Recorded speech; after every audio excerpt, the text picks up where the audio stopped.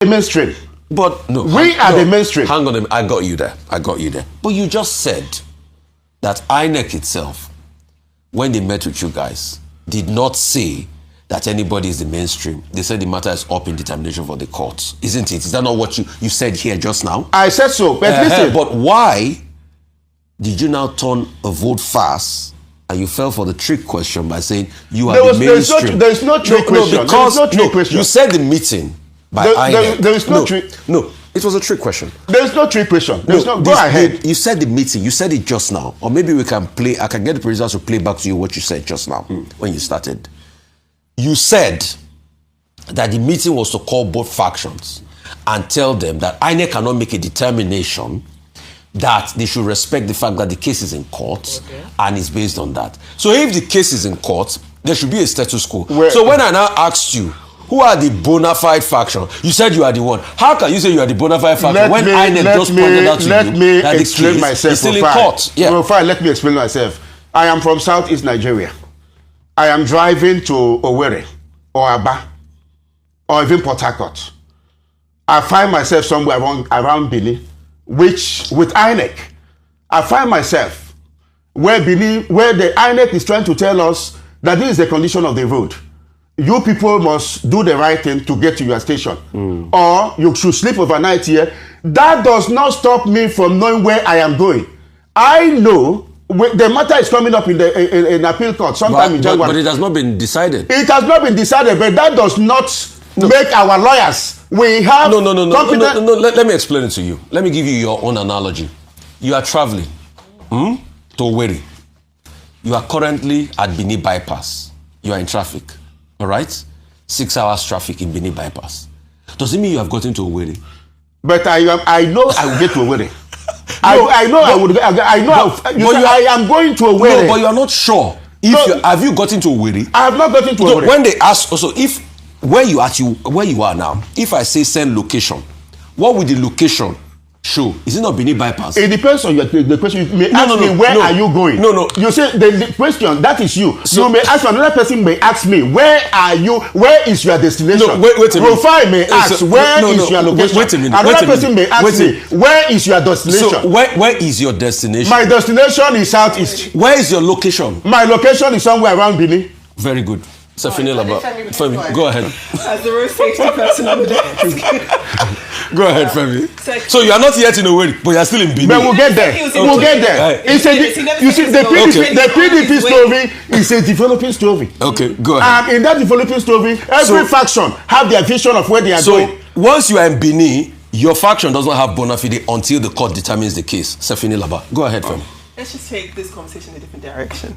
Because the point is, as a member of the PDP, clearly, hopefully you sort out this leadership crisis as soon as possible, but really the end goal should be wanting to form a proper opposition to this government. The end goal should be trying to get into power come 2027. And with so much infighting, is there any time, is there any space, is there any desire for you to come together and really put together a rightful opposition at this point? It seems as though there's so much personal interest that's stifling the progression as a group.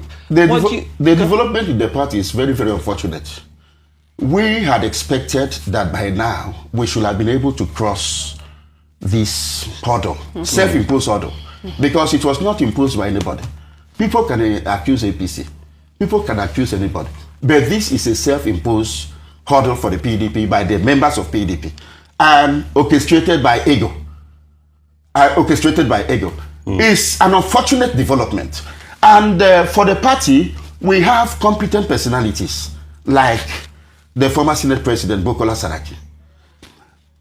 Even the Damagu-led NWC and the Nwabara-led NWC, as it were at that time, were able to constitute 6 wise men. The former Prince Oyinlola and the rest of them, competent personalities, put them together and told them to wade into this crisis and come up with a recommendation. These people came up with 10 recommendations.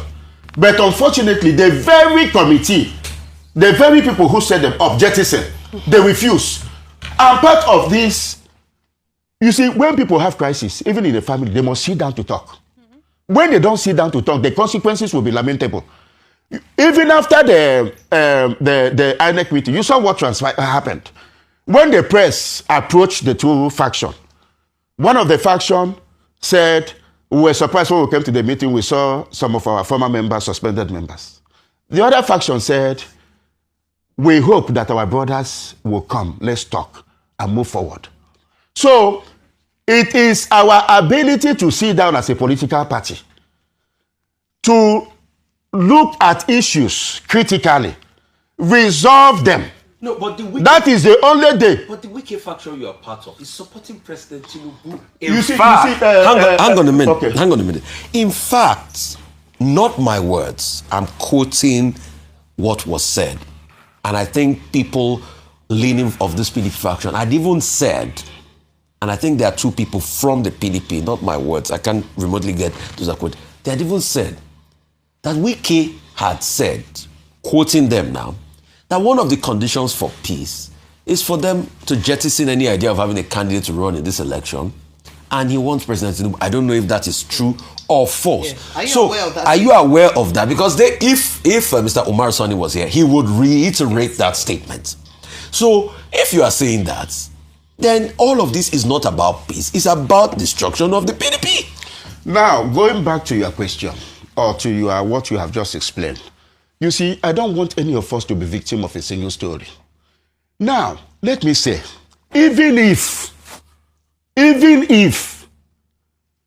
the Minister of the Federal Capital Territory has some interest to support the president, it is still a matter to be discussed in a table, in the PDP table, where people will ask him, why do you want this? You don't take it in abeyance. It is still in that table. It's not an aberration. Now, let me tell you something. Excuse me, sir. Excuse me. Let me come in. Let me tell you something. Yeah. We have presidential democracy. We have parliamentary democracy. In parliamentary democracy, the government is formed after election.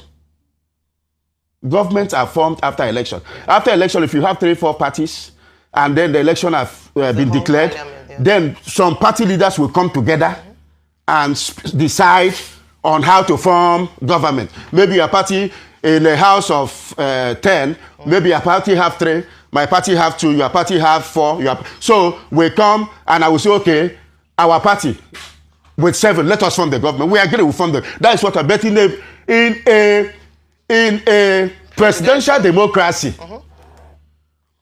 Government are formed immediately after the election, because without any meeting, like in Nigeria, once you declare a Tinubu a president, you have vested on him the powers to form his government. That is what we see over the years from 1999 to now. Now, my argument is this. Yeah. My argument is this. Even at the worst case scenario, I want to fall in your second trap.